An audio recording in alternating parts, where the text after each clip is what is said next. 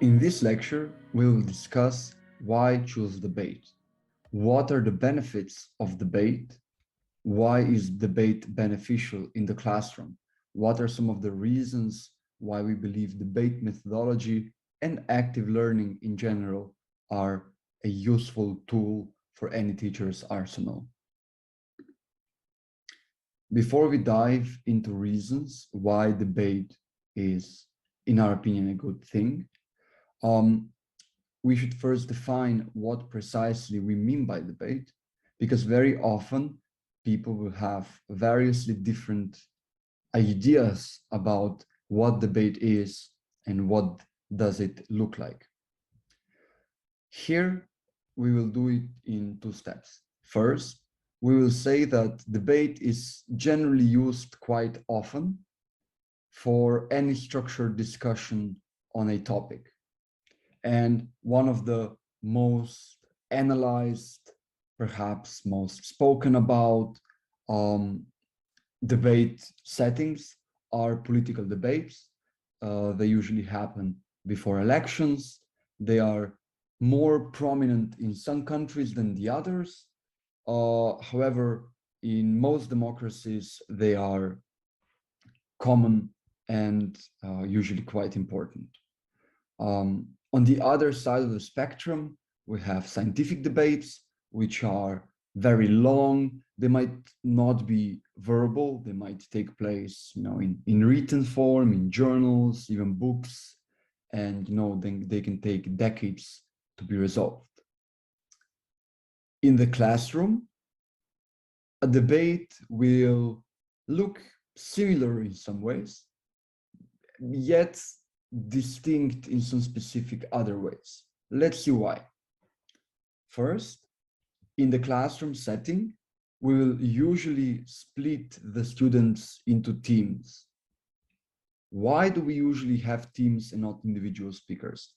First, because it's easier to integrate the whole classroom into an activity if more of them are cooperating. This is why having individual speakers might not be as efficient. But furthermore, in teams, students can get help peer-to-peer and can cooperate, which not only is good in terms of them also learning how to operate as a group, but actually makes their work easier.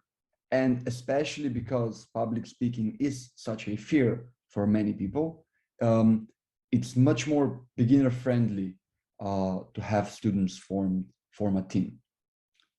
Furthermore, a debate in the classroom will have a clearly defined theme, clearly defined topic, if you will, or as we say in the debate jargon, a clearly defined motion. That means we know precisely what question we are answering. For instance, in a topic about banning homework, we would say we would ban all homework and we would know precisely what we're discussing, which in real life very often is not the case, because debate is not formed, is not always formed as intelligent design. Lastly, our format is going to be clearly defined. And no matter which particular rule set you choose, you can also maybe modify it. What matters though is that we have a very strict format where we know exactly who will speak when, for what amount of time, and roughly in terms of form, what are their duties? Are they presenting arguments? Are they presenting responses, etc., etc.? So if this is classroom debate, why do it? Why is debate beneficial? We are proposing 4 main reasons why we think debate is a good thing and why we think that it can benefit the classroom. It can be quite efficient at teaching certain things. We're going to go through them one by one, but altogether here they are. 1, it allows for a higher level of engagement with concepts and knowledge. 2, it allows for better understanding of disagreement. 3, it allows for effective communication of ideas and thoughts. And 4, it enables wider inclusion within the classroom. Let's talk about higher level of engagement with concepts and knowledge. We want to establish a difference here, where we say that not all knowledge is equal. You can have knowledge which is structured quite rigidly and is used mostly in terms of retrieving it for some examination, as pure reproduction of something that students were taught frontally. And that's one drastic, we have to admit, drastic part of the spectrum, whereas the other drastic part of the spectrum is flexible, complex knowledge, where students can analyze concepts, thus breaking them down. They can synthesize concepts, putting them together. They can spot patterns. They can think independently. They can apply what they know to a new context, which might be totally different, and still, catch their grip. Why does debate allow for that? If you want to defend an argument, if you want to oppose, an argument, criticize it, if you want to, come up with refutation, with negation, you need a higher level knowledge of concepts. And this is then a sort of role of a motivator that debate has.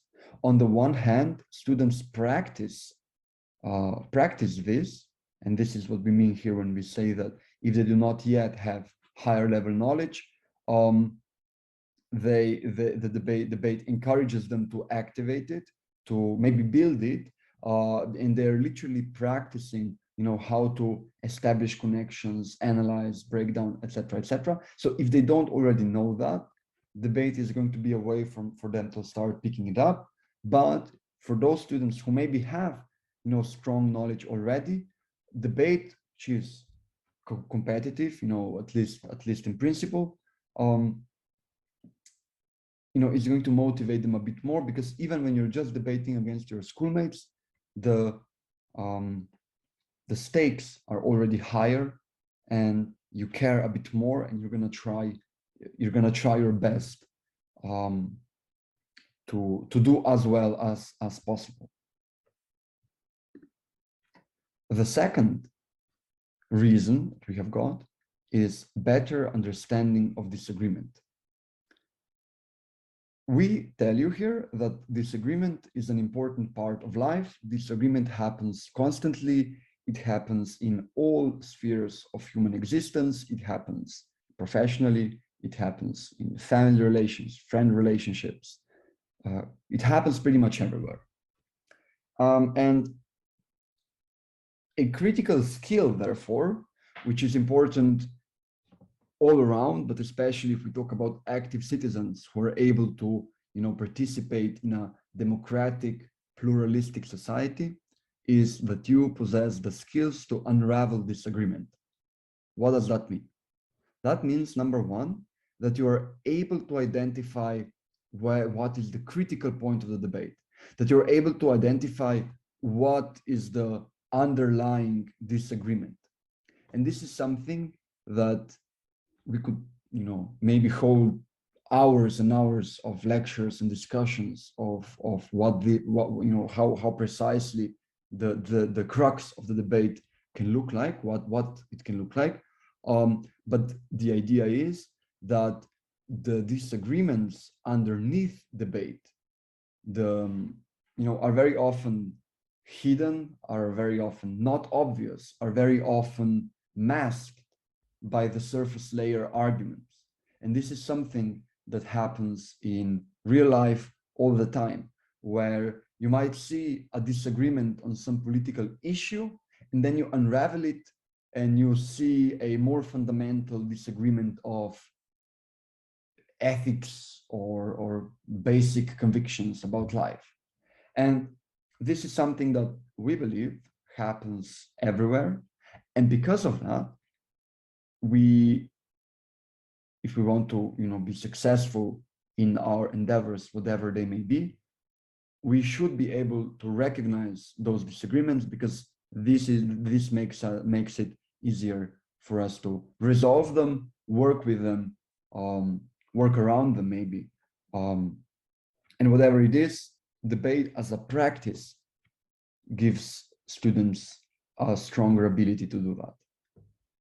Second thing, which is perhaps a bit simpler, is that if not, finding the crux of the debate, it at least gives them a sort of an understanding of the premises of an argument, because they're constantly trying to criticize each other's arguments, make their own arguments stronger.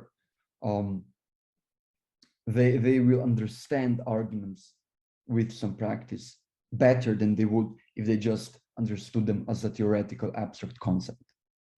Finally, even if the first two, if they are a bit more long or middle term, they very quickly pick up just the basic ability to follow the logic of an argument, not only on the ideal examples we very often give them, but also in more complex, heterogeneous examples of actual debate.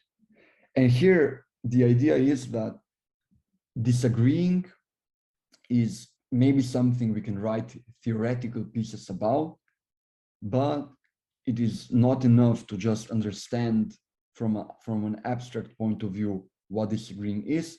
It is also important to practice disagreeing. The third reason is effective communication of ideas and thoughts. Now, content is obviously more important and is superior to rhetorical tricks and devices.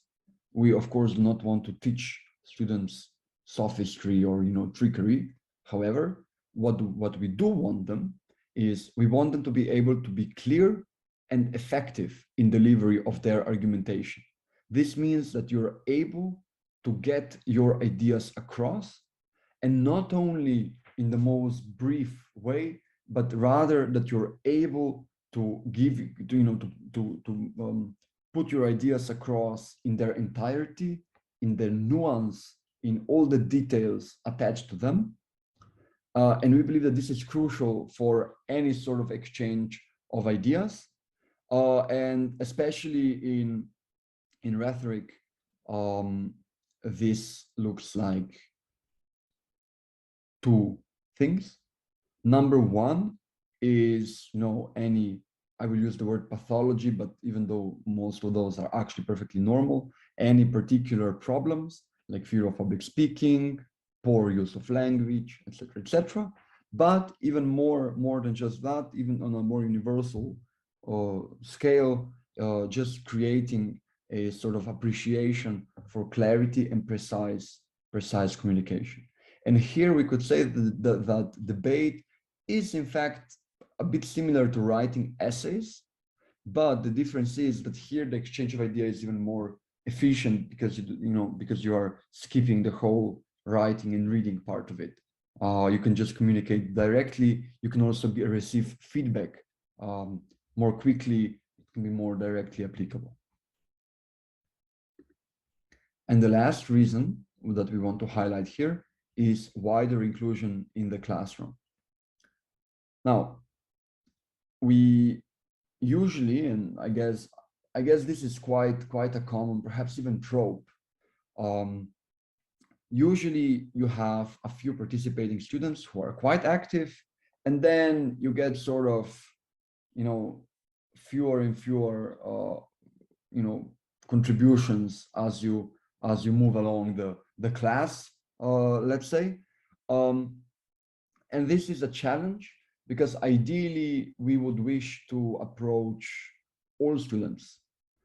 And this is something that debate can help us facilitate, because with debate, we can actually make sure that all students get exposure, that all students, get to speak, that all students, if not anything else, have to speak. Now, The reason why this is important is not only that we want to force people who do not want to debate, but rather that very often people, can only begin to appreciate why something is important after they have been given the platform to think about, right? Which means that very often there are students who might have a stake in a discussion, who are only ever going to realize that after they have, been given a spot in a debate about a topic. And this is especially important for students who might themselves be from marginalized communities, and who might, face various sorts of discrimination, um, be it based on gender, sexual orientation, race, ethnicity, whatever it may be. Um, and it is important to include those students, even though they might sometimes self-censor and single themselves out as, not precisely not single themselves out, but rather, ostracize maybe even themselves, because very often, you can actually do them a, very big favor by giving them a platform, because only after, receiving that platform, they might start actively, considering the environment that they inhabit, and they can start articulating um, various important thoughts, maybe about the nature of the discrimination that they face, that they perhaps would not, if not for the platform. So we believe that if we want to make the classroom as inclusive as possible and as equitable as possible, debate can offer the teacher a tool to make sure all the voices are being heard. And these are the four reasons why we believe debate is a beneficial method, or set of methodologies. And we hope that, having heard those four reasons, you might consider using debate in your classroom as well. Thank you.